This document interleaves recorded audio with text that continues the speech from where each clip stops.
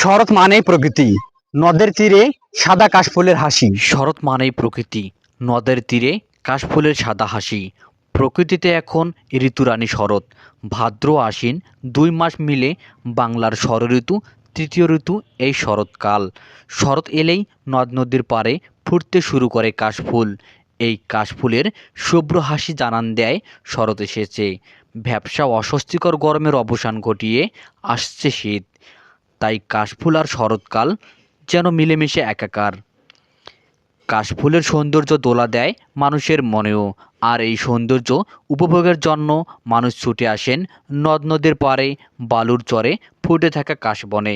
শরতের প্রকৃতি বলতে ঝকঝকে নীল আকাশে ছোপ ছোপ মেঘের ভেসে আসা, ক্ষণে ক্ষণে বদলে যাওয়া। প্রকৃতিতে এই শুভ্র কাশফুলে জানিয়ে দেয় শরৎ এসেছে। পৃথিবীর 4টি প্রধান ঋতুর একটি হচ্ছে শরৎকাল। উত্তর গোলার্ধে সেপ্টেম্বর মাসে, দক্ষিণ গোলার্ধের মার্চ মাসে শরৎ গ্রীষ্মকাল ও শীতকালের মধ্যবর্তী ঋতু হিসাবে আগমন করে। কাশফুলের সৌন্দর্য দোলা দেয় মানুষের মনে, আর এই সৌন্দর্য উপভোগের জন্য মানুষ ছুটে আসে নদীর পাড়ে ও ফুটে থাকা কাশবনে।